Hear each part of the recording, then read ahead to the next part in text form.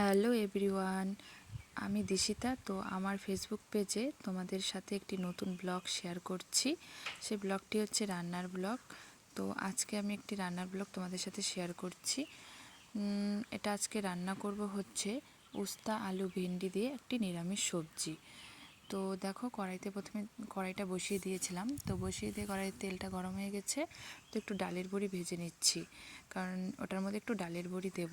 ডালের বড়ি না দিলে আর কি ভালো লাগবে না, নিরামিষ সবজি তো তাই। তো নিরামিষভাবে এটা বানাবো। এটা মানে নিরামিষভাবে বানালেই ভালো হয় আর কি। তো দেখো উস্তা আলু আর ভেন্ডি এই সবজিটা এই যে কেটে রেখেছি। তো সবজিটা আমি কাটিনি, আমার শাশুড়ি মা কেটেছে, কারণ আমি বেশ একটা সবজি কাটি না। আমার শাশুড়ি মাই সবজি কেটে মানে রাখে, তারপর আমি রান্না করি আর কি। তো দেখো কড়াইতে তেল দিয়ে দিচ্ছি। দেওয়ার পরে তেলটা একটু গরম হবে, গরম হয়ে যাওয়ার পরে আর কি একটু পাঁচফোড়ন দিয়ে দেব। আর আমি তেলটা মানে আগে গরম না হওয়ার আগেই আর কি পাঁচফোড়নটা দিয়ে দিলাম।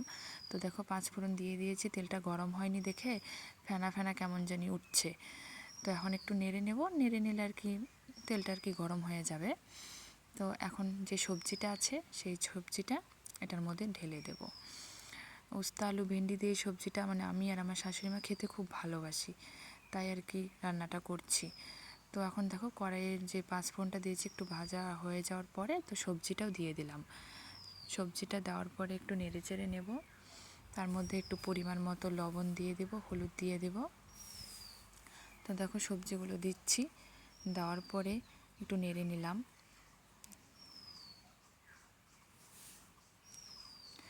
একটু নাড়াচাড়া করার পর তো এটার মধ্যে এখন একটু লবণ আর হলুদ দিয়ে দেব।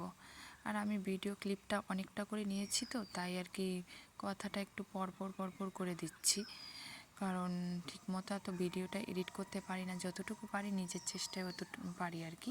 তো দেখো হলুদ দিয়ে দিয়েছি আর লবণও দিয়ে দিয়েছি। আর আমি চামচ দিয়ে হলুদটা দিয়েছি, কিন্তু লবণটা না আমি চামচ দিয়ে ঠিক দিতে পারি না।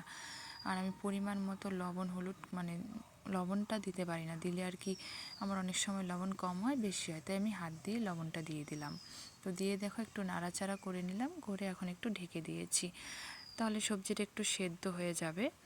সবজিটা দেখো একটু সেদ্ধ হওয়ার পরে একটা লঙ্কা দিয়ে দিচ্ছি, কারণ এই সবজিটার মধ্যে না বেশি ঝাল দিলে ভালো লাগে না, একটু ঝাল দিলেই ভালো লাগে। তার উপরে আমি এই সবজিটা আমার ছেলেকে খাওয়াবো, তো তাই একটাই লঙ্কা দিয়ে দিলাম যাতে ও খেতে পারে, সেজন্য আর কি। তো দেখো লঙ্কাটা দিয়ে একটু নেড়েচেড়ে আবার ঢেকে দিলাম, যাতে সবজিটা ভালো করে কি সেদ্ধ হয়। সেদ্ধ না হলে আর কি খেতে ভাল লাগবে না। তো সেদ্ধ হয়ে গেছে মনে হয় একটু একটু।